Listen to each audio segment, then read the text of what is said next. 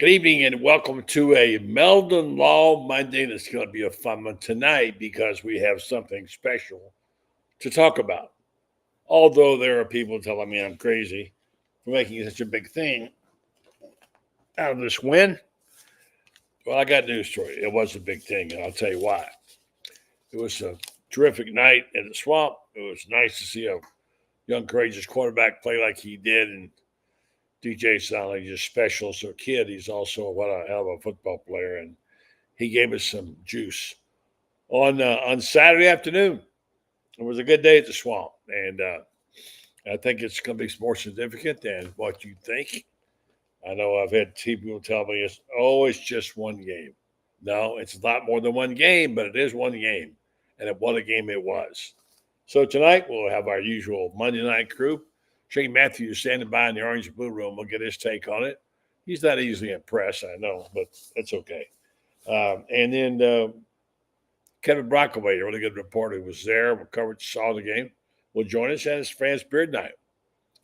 The Iron Duke is in the house. So broadcasting tonight from a new location here in Ocala at a bed and breakfast. So hopefully I'm getting through to you okay. And we will enjoy the night. I'm going to enjoy the night, so stand by. The Buddy Martin Show is about to be on the air here any moment as soon as I find all my stuff. Yep, stand by.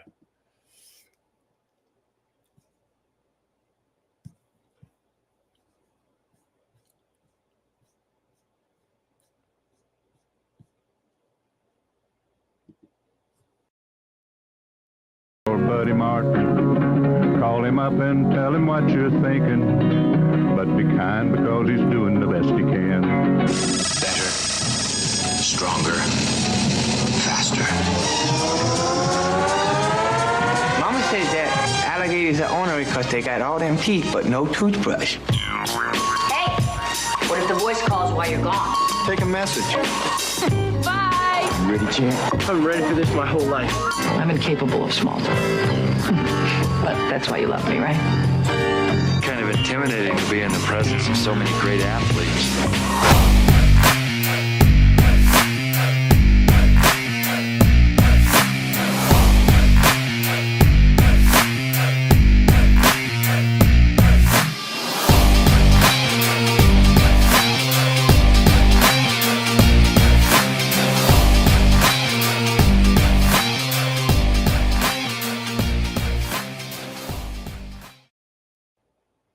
Evening and welcome to the program. It's Meldon Law Monday. I'm Buddy Martin. We have this show 4 nights a week and sometimes more. And you'll catch me with Shane Matthews on Tuesday morning. Pot up with Matthews. He's standing by. I can't wait to hear what he's got to say. And hey, look, it sure feels good. Like my partner, Chris Spears, who takes those wonderful photos for Gatorade, said we got home probably about 10 o'clock, 9:30, and we had gotten home really, really late after the night game earlier 2 weeks ago when Florida lost. He says it's a whole lot better to be home early and after a win than being home late after a loss. So you're right, it was. Look, we're journalists. We try to be objective, but look, we're also fans. So we're fan journalists, a new word I've invented. So let's go right to the orange and blue room and see where the man himself is, the guru of all quarterbacks. I can't wait to him tell me, what does this mean? What do we see? I harken back to moments I remember 4 or 5 quarterbacks playing, and the first time I saw them complete a big pass play. And Shane Matthews, I could sense something great about that, just as I could about Lagway on Saturday. Yeah, I mean, DJ played well. I thought it was Billy's most complete game since he's been the head coach here. Defense gave up a lot of third downs, which I don't know if that was the plan or not, but they played a lot of soft zone coverage, kept the ball in front of them, didn't give up any explosive plays. And I don't know if it was a bizarre game. I don't know if I've ever watched a football game where one team had 42 minutes, the other one had 18 minutes, and 92 plays to 40-something plays. It was crazy, but it was a great atmosphere, a great win, obviously one that we needed because – basically, if you think back, year one, Billy beat a ranked team against Utah. Year 2, he beat it at home. Year 2, he beat a ranked Tennessee team at home, and then you beat a at the time ranked LSU team at home. So just got to find ways to win more games moving forward. But it was definitely a good win for the football team, and I thought the coaches had a good plan, and the players played well. You kept saying this. I heard part of the broadcast that this bend but don't break defense puzzled you. And I know several people, and you know one of them, who said they got to put more pressure on the quarterback on third down. As it turned out, it worked out fine. The defense fell in place, got pass rush. The front four really played the best game of the year they played, I thought. Able to gain pressure just with the four they got there. And they put heat on. Look, LSU had given up 6 sacks all year, right? And they got 7 on them that night. That's a heck of a night for the defense. Yeah, it's interesting because they'd only given up 6 sacks, but everybody was complaining, or I don't know if complaining is the right word, but was talking about how poorly their offensive line had played this year. That was supposed to be the strength of their team in the preseason, but hadn't played real well. But yeah, the Gators, we didn't bring. I mean, I always say if you can play coverage, which we did, like zone coverage, and get after the quarterback with your front four, that makes life a lot easier. Yeah. Now, I know we gave up like I said, a lot of third downs. But the bottom line is how many points does the opposing team score? If they give up 100 third downs, if they give away 100 thirds, I mean, and not only that, I love the fact that they finished the game off, the way they finished the game off, because they had every reason maybe to not do that after that field goal. And you knew they were going to get a field goal. And what happened? And by golly, you know what? Hats off to Billy, to CJ, and that what a terrific run by Ball. That guy can go now. He's a big man. He can run. And that was a brilliant 55-yard run by him. And these two youngsters and a few others. Mizell had some really good games.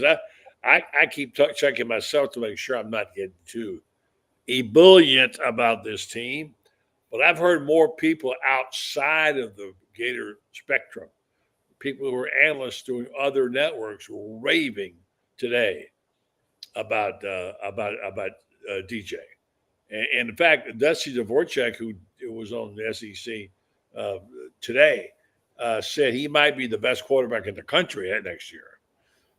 So obviously, and I thought back about this, Shane. I wasn't here for your debut when you against Oklahoma State, but I know I saw you play early on. I thought about the times I saw quarterbacks. And when you're old, you have the advantage of at least having seen a lot of people. And I remember the 4 or 5 or 6 plays and players, and whether it's Doring's pass he got for Werfel, or Steve Spurrier throwing to Charlie Casey, or Reeves to Alvarez, or there's about 6 of them. Even Tebow, although it wasn't a great pass, the tight end pass to Tate Casey. Those are significant. Those were burned in my mind. And that's how it felt, because I want you to break down the throw that Lagway made, the touchdown. Well, it actually was a 1 yard line. What a throw he made, and how he made it. With that, he wasn't mobile for Shane. He almost like pushed the ball like a bounce pass up there. Talk about that. Well, DJ's got a unique ability. The good Lord blessed him with. He's got a really good release, or quick release, and a very strong arm. But he throws the ball, a very catchable ball. He made some good throws, and then he made some poor throws. I try to be, when I watch quarterbacks play, regardless if they're Gators, whether they play for Georgia, where it doesn't matter, I look at the big picture. And nobody plays a perfect game in football at the quarterback position. I think DJ, we all know he's going to be a great player.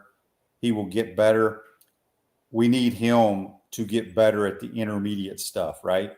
50% was his completion percentage, but he hit so many big plays that people forget about the other stuff that could have thrown 3 interceptions early in the game.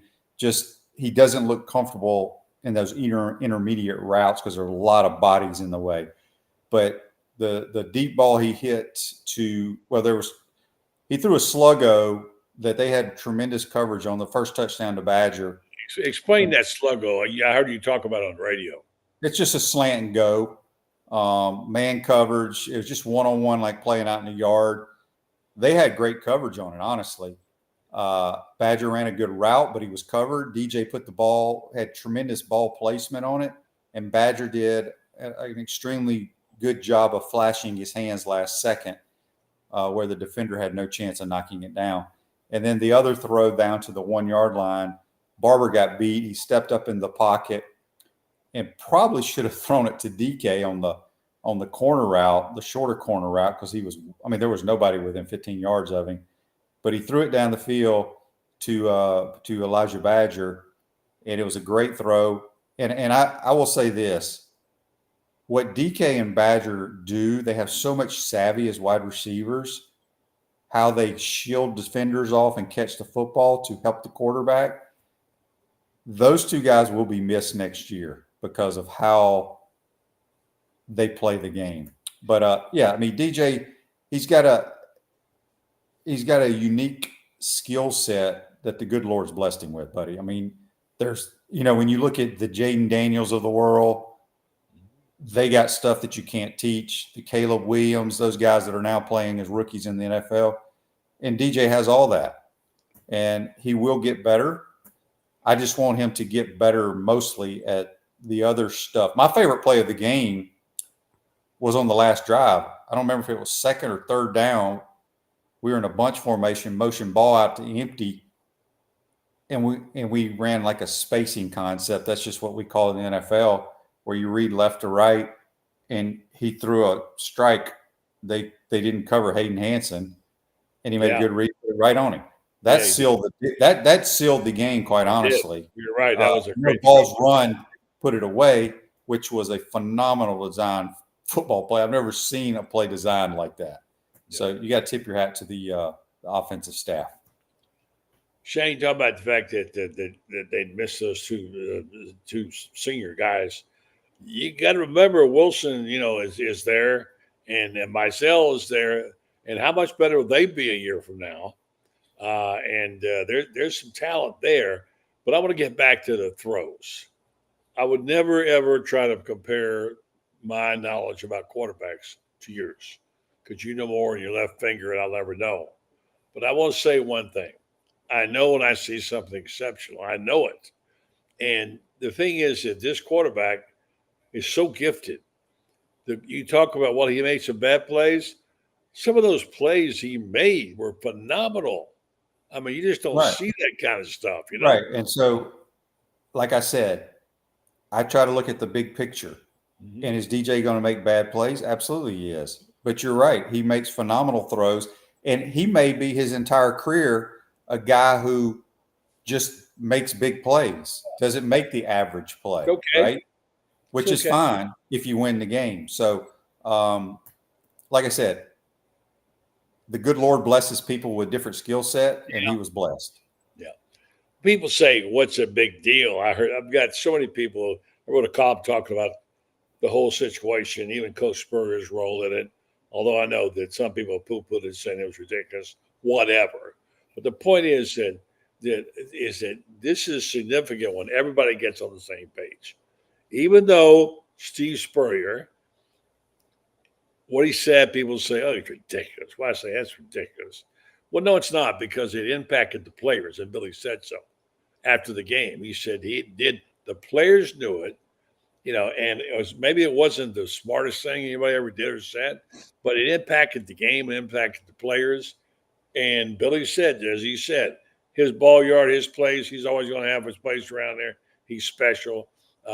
He was trying to do something to help his team. Whether we agree with the idea or not is another thing. The fact that left him on the field and nobody went down there after they put all those threatening messages on the board. That kind of ticked me off in a way. But then the point is, whether he did or didn't, he did try to do something. It was a really good feeling to be back in the swamp again. It almost felt like the good old days, when it was fun to go and you saw exceptional plays. And there's something going on there. I was on a show tonight in Mississippi, ask about the game on Saturday. Do I think Florida will win? Probably not. But they only got to win one more to be in a bowl eligible again. And then I thought, well, okay, where we came from, here's the thing, Shane. When people say you make too much out of nothing, when you've been starved for something, when you haven't eaten in a week, and somebody puts a hamburger down in front of you, it might as well be filet mignon because you're hungry. You want something. And this taste is so good because it's been a long, long time. You got spoiled, and you spoiled us, Shane, by winning all those games. People are tired of it. I wrote a column saying, I've had it with that LSU. I've had it with LSU when it's time to stop this crap, and it was 5 years is too long. I couldn't be happier that it happened to a guy like Brian Kelly. I know I have a friend who has a good friend out in LSU and close to the program, and he said the same thing, the LSU program. So, and I know we talked about it before the game. You said 26-10 is great. You take the record. I just don't like Brian Kelly. I'm sorry, I don't like him. No, I don't like him either. I don't think anybody likes him, quite honestly. Right now, they shouldn't like him very much. I can tell you that. They're not happy. So, good day to be a Gator. Good day to be in the Swamp. And now we'll see where this thing gathers. Did you watch any other games at all? I'm sure you watched some of Georgia, Tennessee. Oh, yeah, I watched the whole game. Yeah, and I don't know what's so wrong with Georgia. I know you say there's nothing wrong with the QB, but they had plenty of points. They don't have to worry about it. But the Tennessee quarterback, I'm going to use a line that you gave me, couldn't play dead at a Western. He's not very good. You'll never convince me he's a good quarterback. He's extremely inconsistent.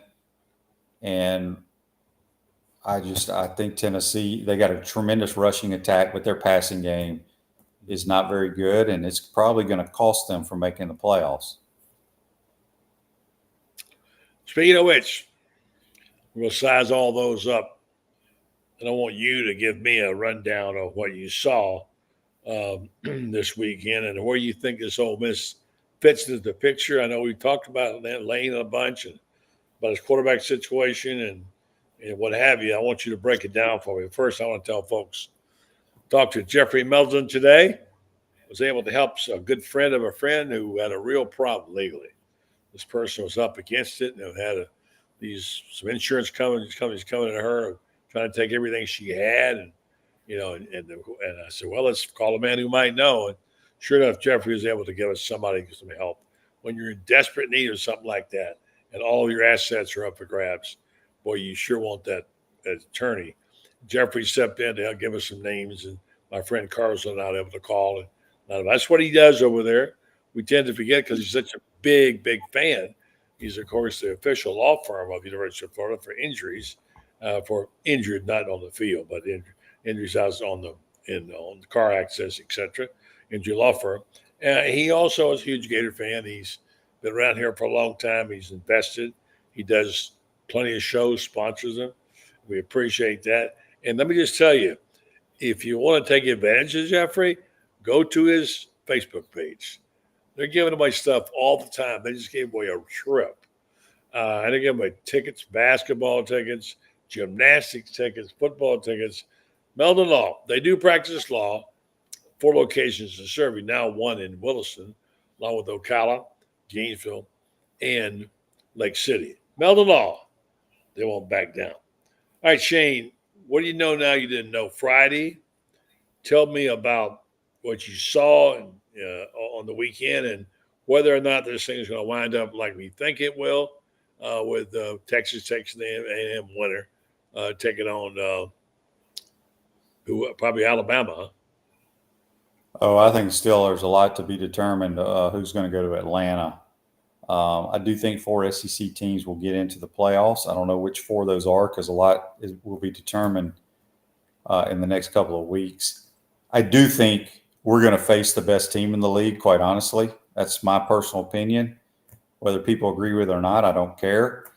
We all have our opinions, but I think they're the most complete team in the league right now.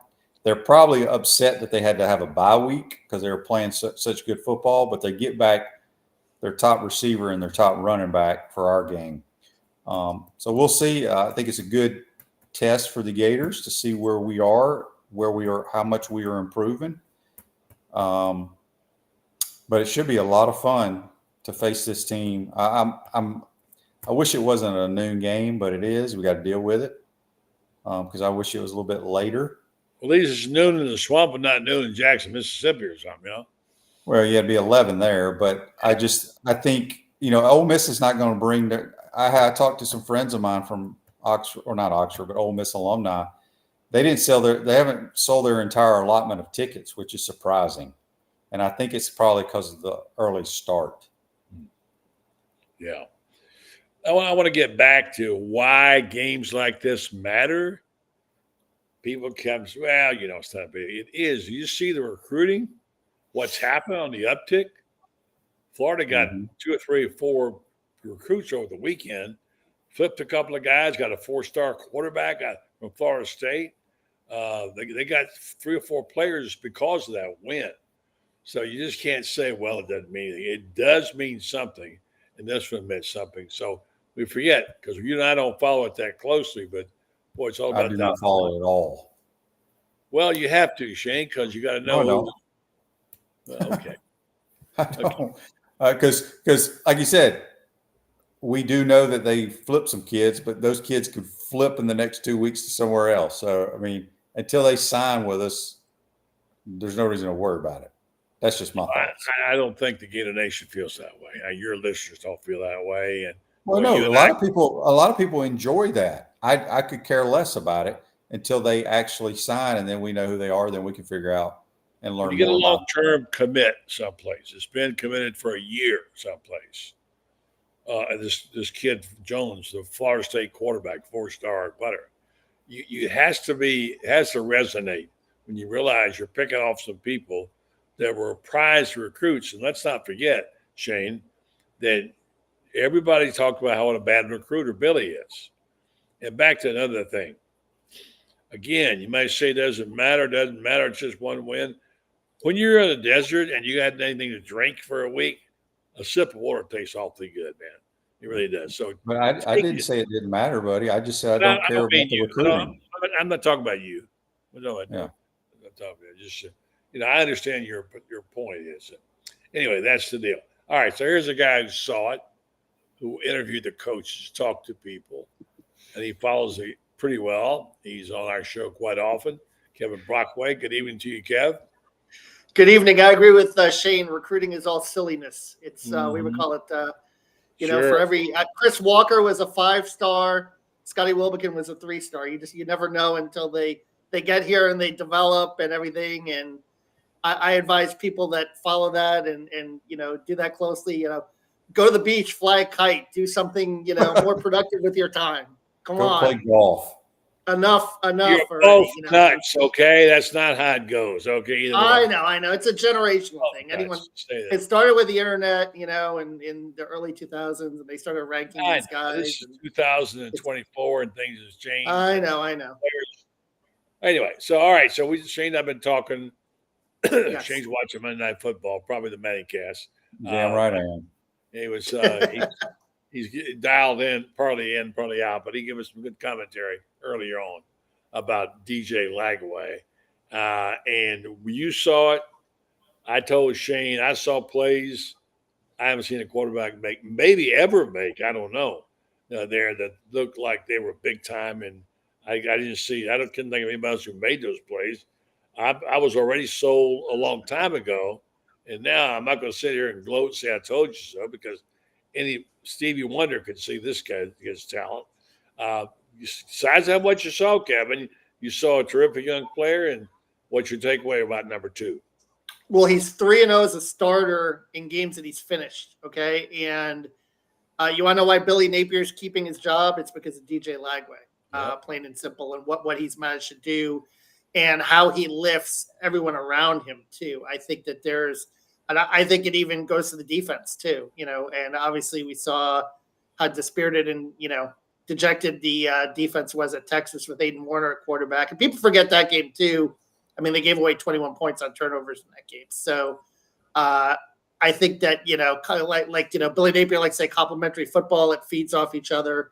And I think what DJ Lagway does offensively, even what a guy like Jaden Baugh does, certainly with his big run at the end of the game, I think it all feeds into that kind of belief in the direction. And certainly this was a nice win. His first ranked win, against, since Tennessee last year.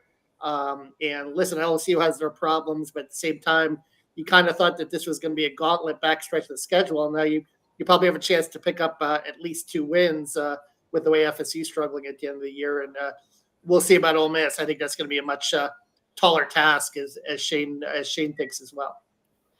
We'll get back to that. And I want to talk about Lagway, and I want to talk about Baugh as well, a guy I loves this, and what a terrific player he's become. But tonight I want to wait till you got on, Kevin.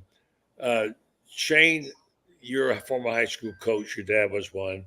I want to take off my hat. Well, I did take it off, matter of fact, and I didn't put it on, and tip it to John Brantley. All right? He retired today. He hung it up. Yep. And what he represented there at Tennessee and, in Ocala, three state championships, 5 districts. Developed some good players, not least of which is Florida's starting center is so good. And he's done it really well over the years. And he's invested. His whole family has had a brand of its own, from the day one. And Scott, his brother, great guy. All the best to Scott. He's had some health challenges. Of course, then Johnny, the fourth. And remember, John is John the third. People forget that you say John the third. You mean John the coach? No. John the coach is John the third. I just want to give you guys a chance to chime in with me on this. What it means to have a guy like John Brantley in your neighborhood, and to devote his time and effort to high school players, and to bring a program along like that, take over for Kerwin Bell and carry the legacy. Shane, your thoughts? Yeah, I mean, Trinity's, I'd say outside of Vanguard has had a tremendous success in football down that area in Marion County. And, Kerwin won a state title. Brantley got one as well. And they both did a phenomenal job building. I mean, because Kerwin had to start the program from scratch.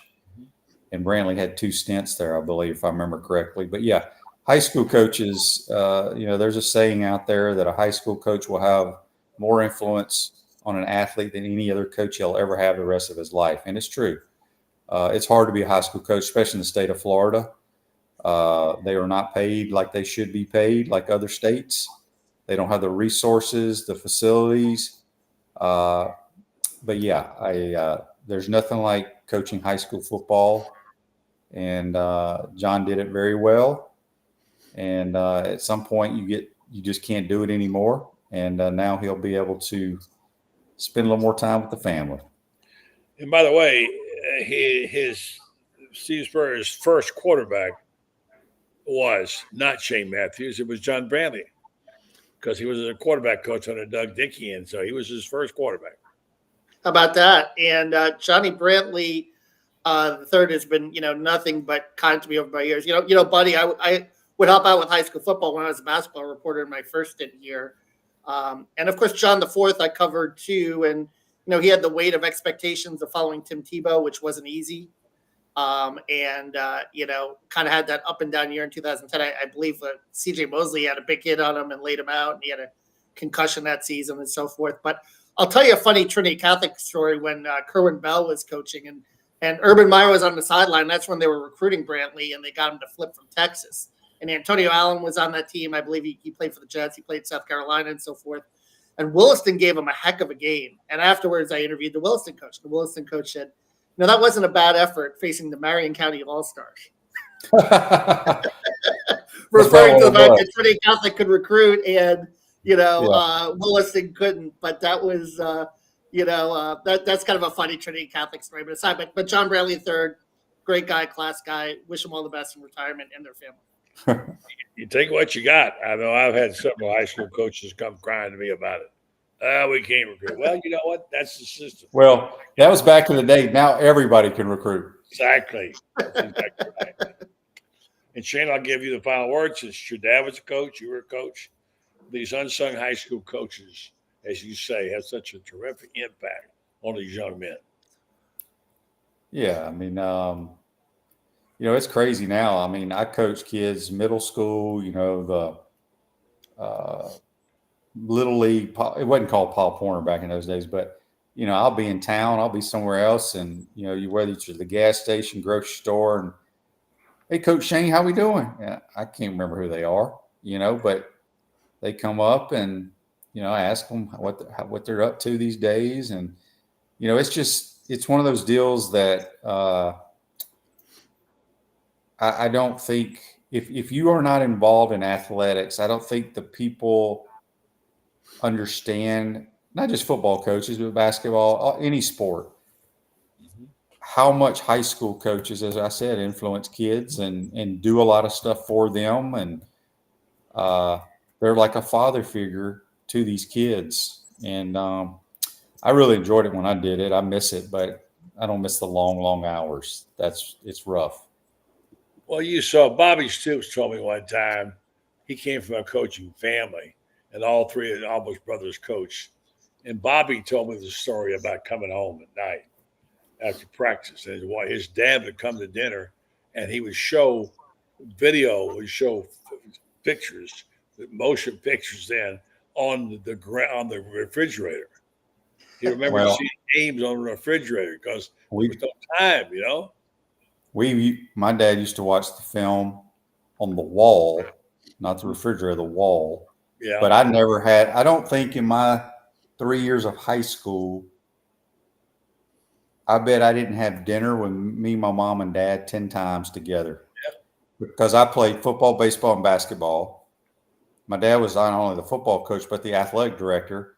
So he had to be at every sporting event, and usually had, back in those days, you had to turn the lights out, close the gym, lock it up. So as soon as my games were over, I'd go home. My mom would have dinner for me. I'd eat. I was one of these guys that would go to bed immediately. Like I would not stay up past 10 o'clock, and I'd see him at school the next day. That's what you did. We were told not to drink carbonated drinks. They were bad for you. So, you can't do that. So, and you've seen it too. You've been around Kevin a lot too. These high school coaches are so dedicated. I think they figured out one time they made about 20 cents an hour, back when they didn't make anything. Make a whole lot now. But they do shape a lot of lives, don't they, Kevin? Yeah, no question. And I think the mentorship and the fact that you can get someone at that age where they're really, 15 to 8 years old, where they really, you can mold them into, not just good athletes, but good citizens too. And I think the best ones are the ones that do that can kind of, mix the two and, have these, people go on to be productive lives, be good fathers, family members, husbands, first and foremost. All right, guys, what we got here? We got a success or a failure, because this thing can still go either way. If it all goes according to chalk, I guess we'll probably wind up with a Texas A&M Texas winner versus Alabama. I'm not sure. But on the other hand, it has been inconsistent, exciting, and different.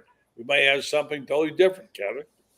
Yeah, I don't like not having the divisions. I never did, because there's so much uncertainty. And you have so many. This is just the behemoth conferences, buddy. Like the whole, nobody's playing each other, unbalanced schedules. It's, I'm not a big fan. And Florida's not in that position yet where they're going to contend. But if they ever are in the next 3 to 5 years, I'm sure there are going to be a lot of fans grumbling if there's a fifth or sixth tiebreaker that doesn't go their way because they didn't play a certain team that another team did. I'm not a fan, but that being said, it will make it, Texas and Texas A&M will be a very exciting high stakes game for sure. You could have Texas going to the SEC championship game in their first year in the league. I mean, they were in the CFP last year. They did win the Big 12 last year, and watching them in person, and I'm sure Shane will agree with me. I mean, a very well coached team too. I mean, Steve Sarkisian, that's a guy that knows what he's doing. Excellent play caller. And they've built that roster to be SEC ready for sure. Unlike Oklahoma, of course. So if we did have the East and the West, Georgia would be playing the winner of the A&M Texas game, right? Yeah. Yeah. Well, what do you think? Has it been successful, Shane? Oh, I liked it both ways. I think it's really exciting this year. I do think it's kind of not silly, but it's kind of strange that it may be better if you don't play in the SEC championship game. Yeah. I mean, because let's take Ole Miss for example, and buddy, you keep saying Alabama. Is Alabama like I haven't seen the tiebreakers if everybody has 2 losses. I don't know. Franz will know. Okay. Yeah. So let's just use Ole Miss for example. If they run the table, they'll end up 10-2. Bad loss to Kentucky pretty much on the last play on like a 4th and 8 go route, cost them the game. And then they gave up like a 4th and 18 or whatever it was to LSU that forced overtime and lost there. But it may work out that they don't have to go to Atlanta and they get in the playoffs. So I don't know what to think about it. But it's probably going to favor the SEC teams that don't have to go to Atlanta. Franz, what's the situation? Who do you project being in the final game? Well, here's the deal: is Texas and A&M both only have 1 loss. So if they, so the winner of that game will probably only have 1 loss. That is, unless Kentucky beats. Kentucky wins this weekend, or whoever the Aggies play. I don't even know. I think they play somebody, I guess. But if they both go into that game with 1 loss, the winner there will be in. Now, Shane brings up a good point, and so does Kevin here, that it's better off, for example, if Ole Miss can win its next 2 ball games, Ole Miss better hope and pray they don't go to the SEC championship game, because then if they lose, they got 3 losses and they're out. Now you win the SEC and you're in, of course. Now the same is true for Georgia. Georgia gets in there, and if they lose, they're out. 3 losses. That ain't going to cut it. Tennessee has got 2 losses. They've got 2 ball games. They got UTEP this week, which they win, but then they got Vanderbilt in Nashville. That's a game, the way Vanderbilt has played, Vanderbilt could win. Vanderbilt wins, Tennessee's out, 3 losses. It's amazing how this thing has worked out. Alabama loses to Auburn. They're out. Guess what? Yeah. So I guess it's chaos. It's chaos, and you know what? I love it. Yeah. This is fantastic. Auburn's got Texas A&M also with Jordan Hare. So that's the next game that Texas A&M. So Auburn could really play spoiler here. And hey, so could the Gators, and you never know. And like I said, Lagway is 3-0 in games that he started and finished. So, I wouldn't, as long as he stays healthy, I wouldn't count the Gators out. Shane, think about this. You want to know about keeping the interest in college football. Mm-hmm. Usually we go into this time of the SEC and we know who the East Division is going to be. We know who the West Division is going to be and everything. But now we go in there and think about this. Vanderbilt has a say in who wins. Auburn has a say in who wins. Florida has a say in who wins. Kentucky has a say in who wins. You got 5 teams out there that could make it, and you got 4 other teams that all have a say in who's going to get into the SEC championship game. And so even that's what then, I want to know. I'm asking you guys. I'm asking Shane Matthews. Can Florida beat this Mississippi team, Shane? I would say we'd have to get multiple turnovers, and Jackson Dart doesn't need to. He'll have to play really poor. I think it's, like I said, I think it's the most complete team we faced all year. I think it's the most complete team in the league. That's just my opinion. All right. So, all right. What's that line? Probably about 8.5. 10 points. 10 10, I think. Wow. Okay. Well, Well, it's 9. I saw somewhere 10. Yeah. They might be the best team, and they're better than Texas. I know that. So we'll see about Alabama as a team. Scare me. All right. 10.5 is it moved up to 10.5. All the Yeah. All right. Kevin, do you think they can beat Mississippi? No, I agree with Shane. Unless you get multiple turnovers, I mean they're number one in the league in so many offensive categories. Also, the best run-stopping team in the league, and Nolan, and and obviously, and the best pass rushing team in the SEC. Get the most. Yeah, what they do so well defensively is they got their front four can get after you, man. They got Princely, because Princely is playing really well, but the reason is because he's got 3 other dudes that they have to account for. Yeah. They're outstanding interior and outside rushers. They can get after the quarterback for sure. Princely coming back. That's right. I think he'll get a few boos. All right, Franz, give me your take on this. We'll get you to hang around, but give me your take. Can it beat Ole Miss?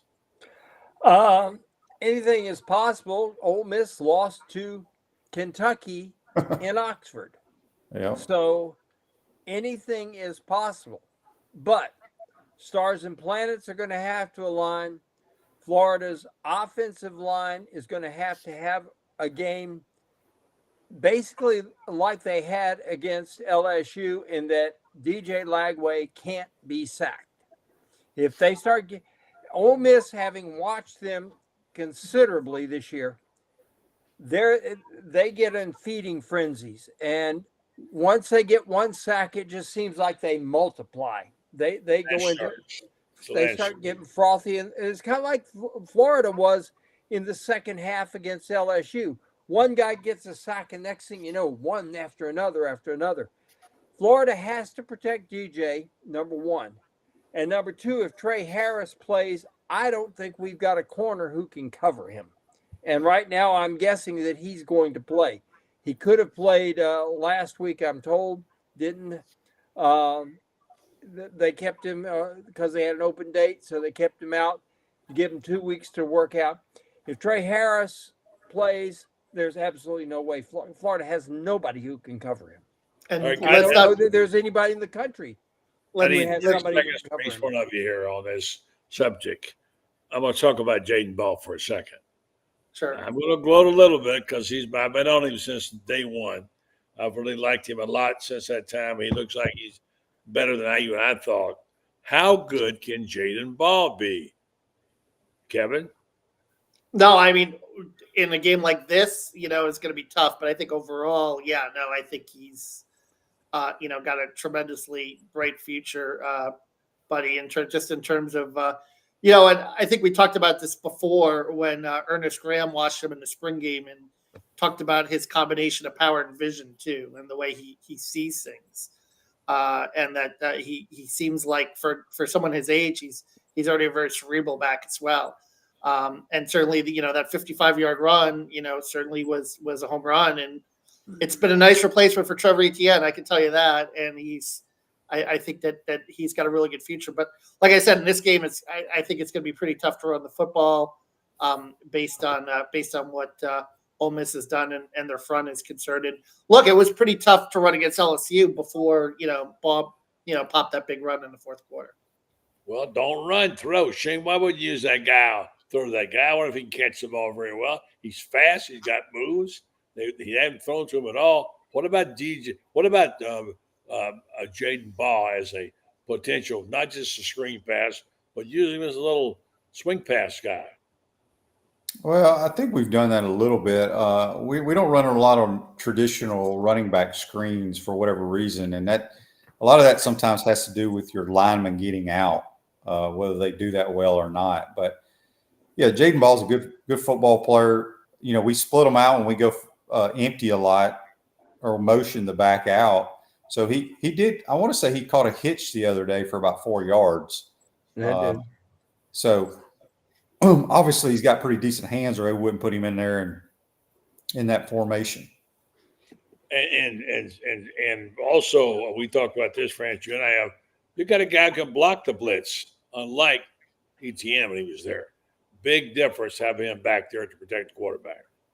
Same with Jacoby. Jacoby flat out put some people on the ground the other day. And he is an extraordinary pass catcher.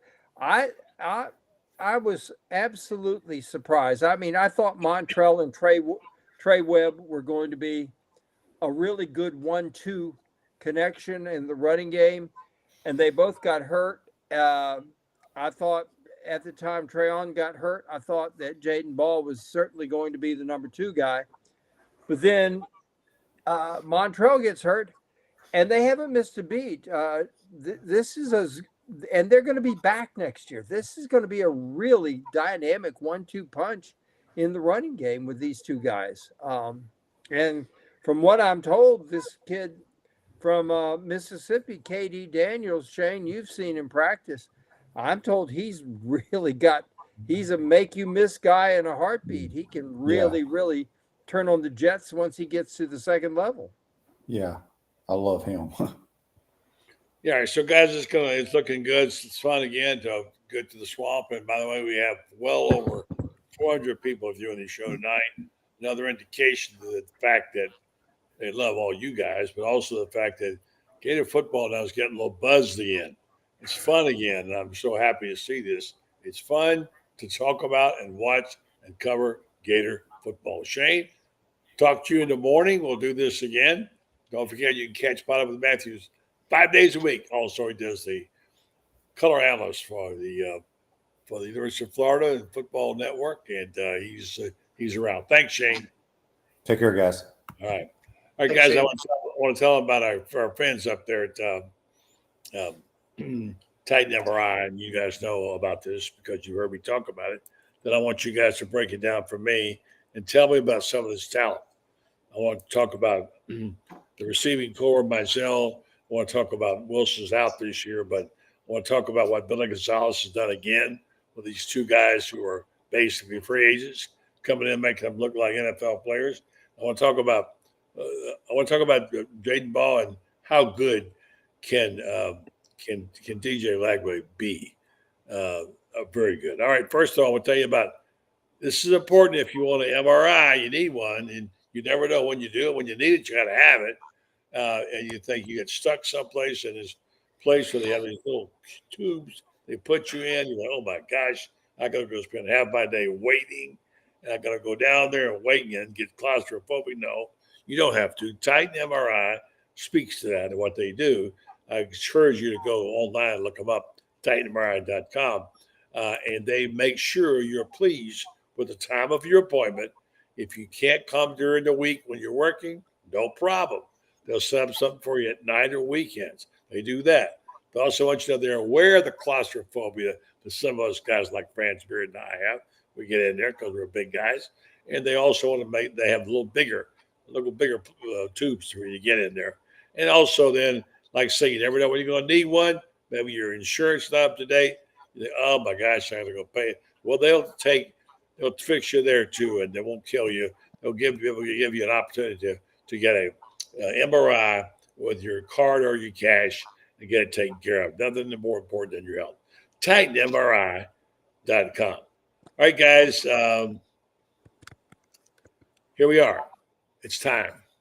And this season can be and is being salvaged. Look at the recruiting news today, Kevin. They landed 3 or 4 guys. Franz, I know you know a little bit about that. This quarterback from Florida State, 4-star. It's making a difference. It's making a difference. And if people say, well, it's not much of a game. It is a game. And I, for one, am sick and tired of losing to those guys anyway. But the fact that the residual impact, Kevin, of winning this game has lit the swamp and lit up the Gator Nation and got people excited. Well, I do think that people are excited, too, about playing with DJ Lagway. You know, the fact that you have offensive guys, and I think some of these receivers, too. And, you know, you mentioned about DK and Badger, and unfortunately, they're only 1-year rentals. But and we'll see how Trey Wilson comes back from the hip surgery, obviously, and you've got Mizell. But there are going to be some opportunities. And, Vernell Brown's kid is obviously coming here. That's going to be really big as well. And he's a borderline, 4 or 5-star kid who can, potentially make an impact. And see, I know a little bit about recruiting, guys. I'm not, but I just think sometimes, and I know it's important in a way, but I just think sometimes the rankings we overvalue and undervalue because I've seen it over my 20 years. I've seen. So, how many stars did Jaden Baugh have? 3, maybe? 3.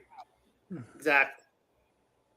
I don't go by the star ratings, but I'm also smart enough to know that when a quarterback, 4-star quarterback, is committed to a school for a long time and you flip him, that's a big deal, friends, when that happens.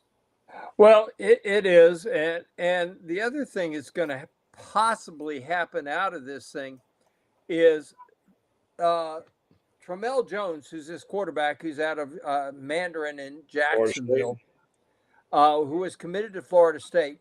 He has a teammate who is a 5-star wide receiver named Jaime French, and that's with 2 F's, F-F-R-E-N-C-H. And he's committed to Texas. It may be that he gets flipped as well. There's a lot of things that are on the table now.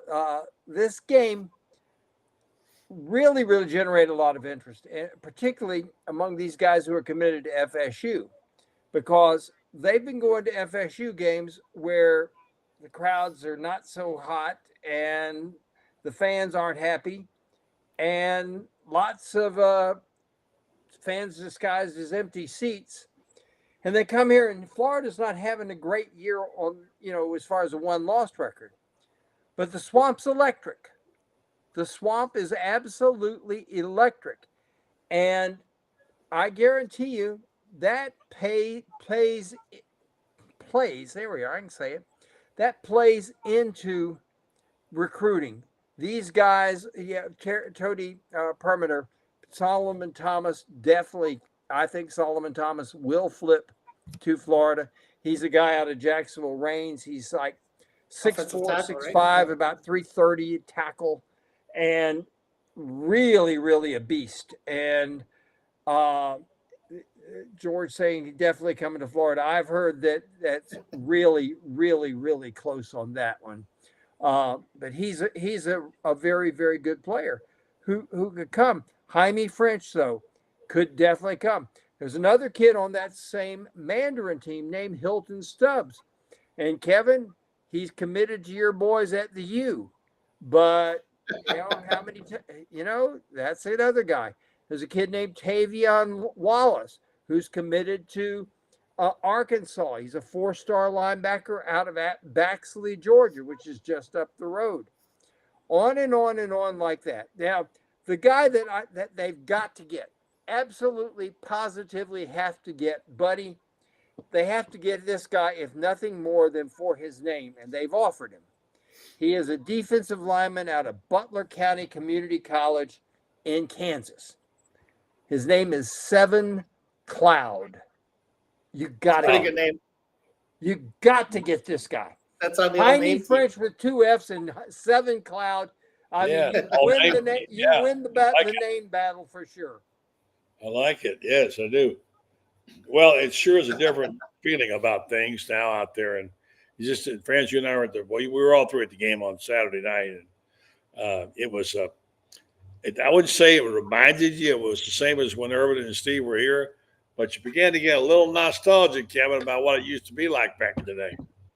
Oh, yeah, no question. And I think that when you talk about what Billy is building, I think it's definitely positive in terms of, the depth is starting. You're starting to see some layers there, which I think is good. I do think it's interesting, though, when you were talking about FSU fans, and I harken back to Jim Boeheim told me this once about 10 or 15 years ago about the one thing that probably FSU could sell that, Florida could sell, and I think Billy did probably a good job selling his first few years, is opportunity. The fact that, some of these kids can come in and play right away.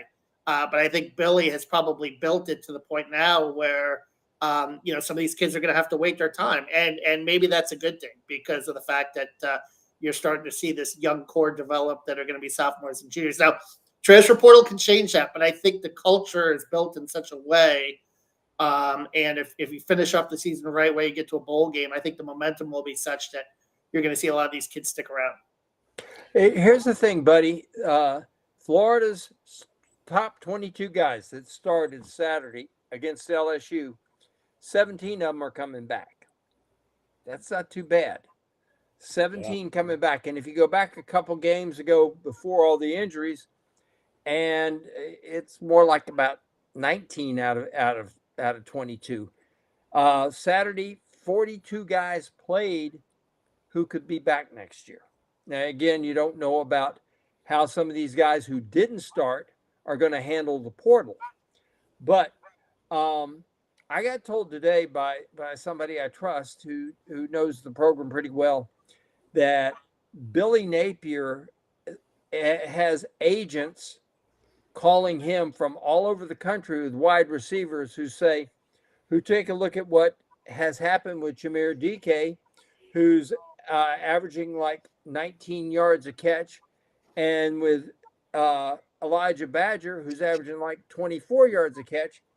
And they're looking at this kid throwing the deep ball, and they're saying, if my guy can catch deep balls, we'd like to come here because we're tired of these little 10 and 12 yard completions.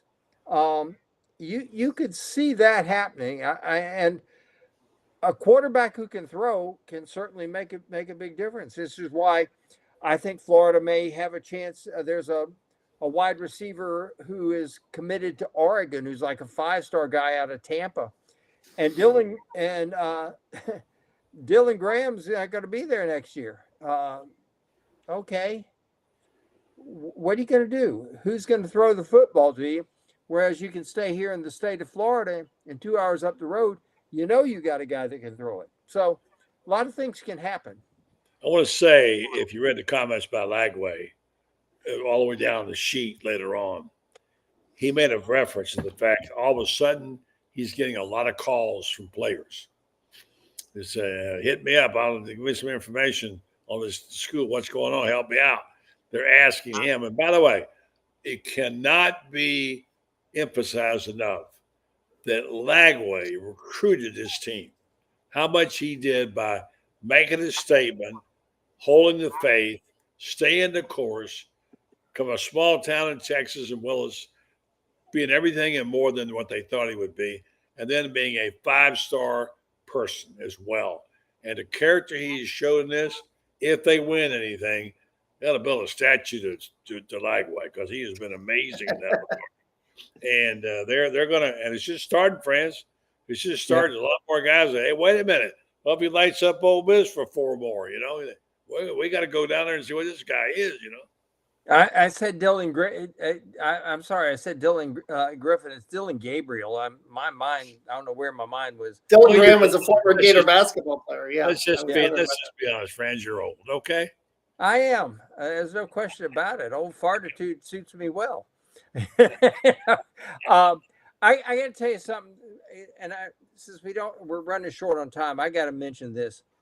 What I would really like to see Saturday is they're going to announce the seniors, of course.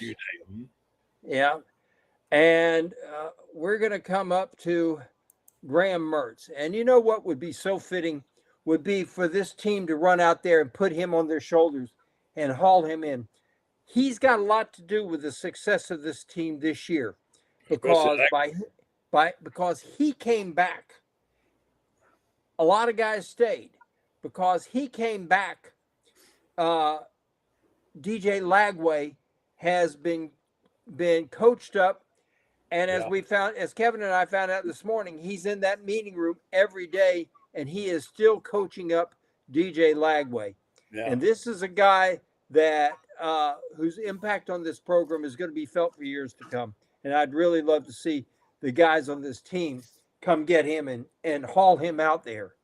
Yeah. And let's not forget, too, with Mertz, I mean, he made a sacrifice. Even before he was injured, he made the sacrifice in allowing DJ to come in and get reps during games. I mean, he could have been copped an attitude about that even, and didn't, and instead was completely supportive in helping him be the heir apparent. And then, obviously the unfortunate injury at Tennessee just kind of paved the way for it to become DJ's job. But even before that, I think that, Graham, certainly displayed a lot of character there because, he could have been upset about, wanting to play full games and pad his stats for the NFL level. And he didn't pout. He was, he's always been a first-class kid and deserves every, ounce of ovation he gets on Saturday, which hopefully will be a good one. Great point by Kevin Brockway, and you him in the Gainesville Sun. I'll give you your minute, Franz. And of course, by Franz Bird of Gator Bait, if you're not subscribed, you ought to be. Franz, you got 15 seconds to wrap it up. I am also hearing that Graham Mertz could be on the SEC network next year, that there is a standing offer to him to come be on that program next year as either on their version of Game Day or as an analyst or something. But they love the guy. Well, he's got to go play pro ball. He wants to play pro ball, so we'll see. You have to heal up for a little bit. But anyway, great stuff, guys. Great job. We'll see you at the ball yard on Saturday for the Ole Miss Rebels coming to town for our noon game. Thanks a lot. Great job. Sounds good. All right, Branch Beard and Kevin Brockway from the Gainesville Sun. I didn't even talk basketball tonight either. Maybe next time. We have friends back on Thursday night. And don't forget, once again, subscribe to the program. And also go on to GatorBaitMedia.com and find out what's being written over there. Some terrific writing by Carlton Reese, Franz Beard.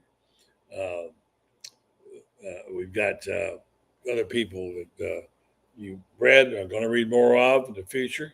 So check it out. Meanwhile, I want to tell you to check this out. These are people that make a big difference in our community in Ocala. I'm here tonight, by the way. Good to be home again. And this bed and breakfast, a little different looking place. If you're interested in your health, and I know you are, you want to pay attention to this. That we've been benefiting from this for quite some time by the people who want you to know why these particular clinical trials work. Because you need information and you need to get out there and take part in some of these clinical trials. And they will be able to help the people who do this kind of work, who put together these trials, to get information to send it off. And my friends over there, certainly Mary Brantley, married to Scott, and Joe Sorrentino, his son, played ball in Florida. West Star Medical Research, they are doing it for you and for them and for our community. Finding out more about what they need to know to give you better help and more the right kind of prescriptions. I encourage you to go to rentstar.net and check out if they have any clinical trials. Go take part in one. You can be paid for time and travel. You also can find out about your own health. You also can get access to investigational medications you couldn't get elsewhere. Rentstar Medical Research, seeking tomorrow's answers to the health questions of today. Thank you for them. Thanks to my friends over at Melvin Law and, of course, TitanMRI.com for sponsoring this program. Tomorrow night, Lauren Meadows has a special guest. You'll know him. He played ball at Florida. He'll be on the program tomorrow with Rob and the guys and doing a great job there for us over there. And back home Wednesday night, we'll have Scott Carter. We'll have Allie Pete Wilbur and some others. Big week for the Florida Gators and a big week for the SEC. And it's going to be fun around here again. Matter of fact, I think it already is fun. Has been tonight, folks. Thanks for listening. Thanks for watching.